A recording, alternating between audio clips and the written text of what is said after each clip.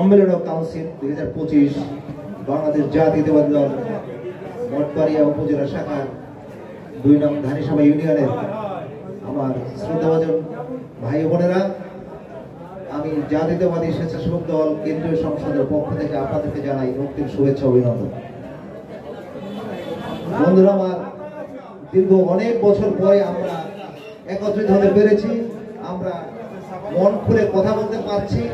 আজকে 17-17টি বছর আজকে আমরা খুব দুর্দিন জীবনযাপন করেছি। বিভিন্ন বাহিনী তৈরি হয়েছিল, মামা বাহিনী তৈরি হয়েছিল, ওই খালেদা জিয়ার গাড়ির বহরে হামলা যারা করেছে তারা আজকে সময় পায় নাই, পালাই যাওয়ারও সময় পায় না। তারা খুব ত্যাগী নেতা ছিল। খালেদা জিয়া, শেখ হাসিনা সহ সব ত্যাগ করে সবই চলে গেছে, কর্মীদেরকে ফালাই রেখে গেছে। এখানে কর্মী সম্মেলন, এখানে আমার বক্তব্য আসলে অনেক কথাই হয় যে আমরা যখন স্টেজে বক্তব্য দেই আমরা অনেক কথা বলি, কিন্তু কথা হয়ে গেছে এত কথা। আজকে হাসিনার সম্পর্কে কথা বলার মতো আসলে এখন আর কিছু নাই। উনি ওনার বোনকে সহ ওনার কিন্তু পালাই গেছে সমস্ত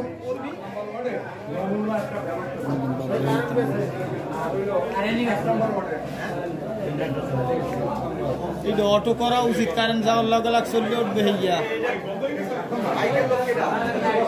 এত অন্যায় অবিচার আমরা সহ্য করছি কিন্তু বলতে পারি না, এমন সময় তো আমাদের গিয়েছে। এখন আপনারা নির্দ্বিধায় নামাজ কালাম পড়তে পারতেছেন, সেখানেও ছিল ওই মহারাজ বাহিনী ছিল, ওই মিরাজ বাহিনী ছিল। আপনারা সহজভাবে কেউ চলাফেরা করতে আসেন, আপনারা কেউ পারেন নাই। আল্লাহর কাছে খালি দোয়া করছেন, আল্লাহ তুমি এই জায়গা থেকে আমাদেরকে মুক্তি দাও। আল্লাহ মুক্তি দিয়ে দিয়েছে।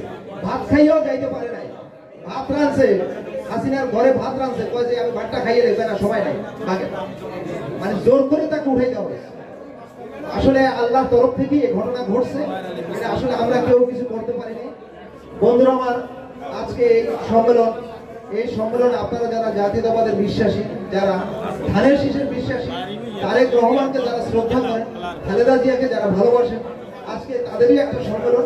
এই মহামিলন, ভোটের কোনো জায়গা ছিল না।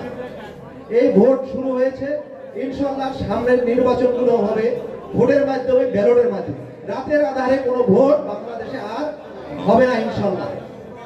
দিনের সময় রাতের ভোট দিনে কাটে নিয়ে গেছে, দিনের ভোট রাতে কাটে।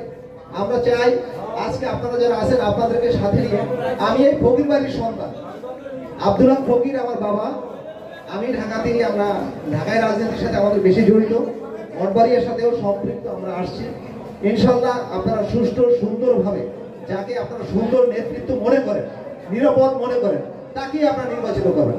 এখানে আমাদের আর কোনো ব্যক্তিগতভাবে আমাদের কারো কোনো চাওয়া পাওয়া নাই। এখানে এলাস ভাই আছে, এখানে আমাদের মনির ফকির আছে, এখানে ইঞ্জিনিয়ার বাচ্চু আছে। আমরা সব এই ধানিসভারই সন্তান। আমরা আমাদের ধানিসভাটাকে সুন্দর একটা মডেল তৈরি করব। সেই জায়গাতে আপনাদের সবাই সহযোগিতা করতে হবে। খালেদা জিয়ার জন্য আপনারা দোয়া করবেন, আর তারেক রহমান যাতে দেশে সুষ্ঠুভাবে ফিরত আসে সেজন্য আপনারা দোয়া করবেন। সামনে নির্বাচন, ইনশাআল্লাহ বিএনপির সামনে একটা সুন্দর দিন আসতেছে। সবাইকে ধন্যবাদ। বাংলাদেশ জিন্দাবাদ, জাতীয়তাবাদী দল জিন্দাবাদ।